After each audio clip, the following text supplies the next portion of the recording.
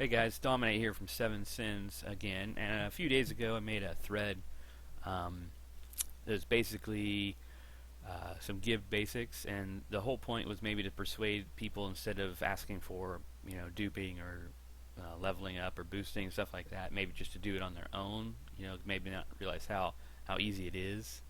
So PS3 and Xbox users, you'll have to do a couple other steps to get your saves onto your computer. Xbox users, you need Horizon. PS3 users, you need brute force. But once you get the save onto the computer, then it's easily modifiable. PC users, you'll be able to find all your saves in your saves folder. This should be here, or is similar. This number here is going to change. Mac users have had trouble finding their saves. I believe it's in the library under application support or something like that, but you should see the same type of files here. So once you load your save up, obviously the easiest thing to do is you'll see experience level, so you can boost your own character up this way. You'll just go up here to experience level and set it to whatever level you want. Max as of right now until next week is 61. So you then come down to the next experience point section and hit sync, and it will sync your experience to your level you've chosen. Xbox users, take note that for some reason the Xbox detects max level at this value, 3 less. So if you leave it at the max value here, you'll get a message every time you load your character saying that you can't gain experience until future DLC is released, blah blah blah, to go over 61. It won't do anything to your save at all. You'll still be able to play just fine. But if you don't want that message to pop up, you'll want to change it to this. And this will probably be irrelevant after the next level cap upgrade anyway. So you can also, let me say here, skill points. You can't set skill points to whatever value you want and expect to have that many when you load up your save. The game has a sanity check on skill points, and basically what it does is says, okay, this person is this level and they've used this many skill points. This is how many they should have. So if I was to load this character up after changing its level, I would have 11 skill points because I hadn't used that many, and this is what level I should be. There is still a way to max your skill trees in the raw tab, but we'll get to that in another video. You can come down here, change the name of your character, change head and skin. You can change it to one of these costume packs. If you haven't purchased them, however, it will default to that. The character's just default head and skin. You'll see the ones for the DLC, the Poker Night, stuff like that as well.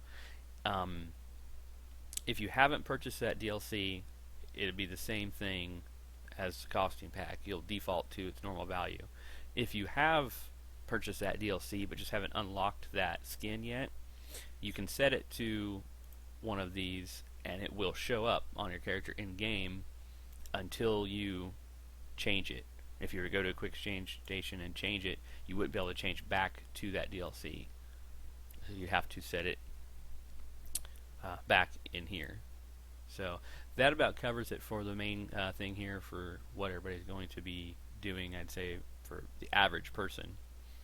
The next tab you'll see is currency. This is pretty self-explanatory. These are the maximum values that you can have for the different currency types. So that would max out your currencies. Fast travel locations. These are all the fast travel locations in the game.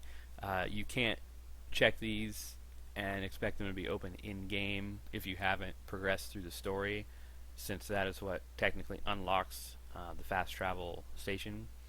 So on a fresh game, you could go through and check all these, but it wouldn't do anything in your game until you've actually completed the story missions to unlock it. Now the backpack tab. So now here's where your equipped weapons and all your backpack items are. Now instead of asking for duping of weapons, you could simply find the code for a weapon and paste it in here and have it. You can also create it from scratch if you wanted to do that. Up here there's new weapon or new item, and these little down arrows will allow you to create it in the right DLC if you're working on something from the non-base game.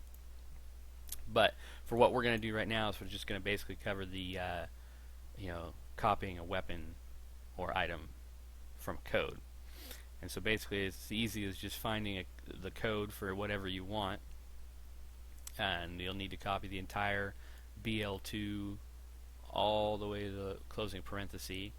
And if you have a giant list somewhere, you can select a whole bunch of it, and it will only copy the code and nothing else in the text. So you go back here, paste it in, and now we have all that stuff here. If you want, you can change the level of the item.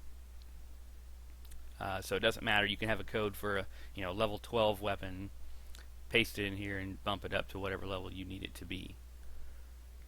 If your character is set to a certain level, i.e. in this example 61, you hit sync all, and it will sync all your weapons to that level that you currently are.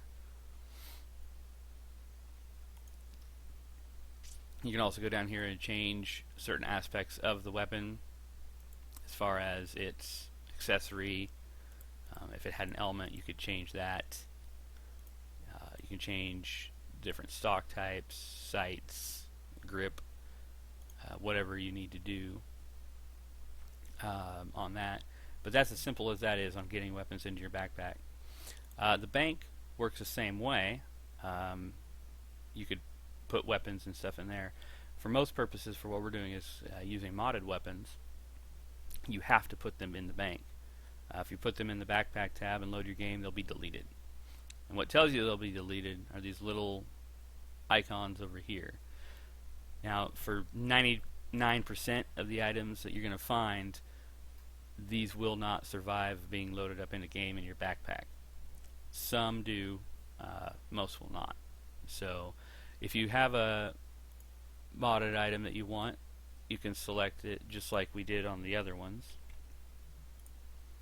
and paste it in here, and you'll see all the icons here. Now this will be fine.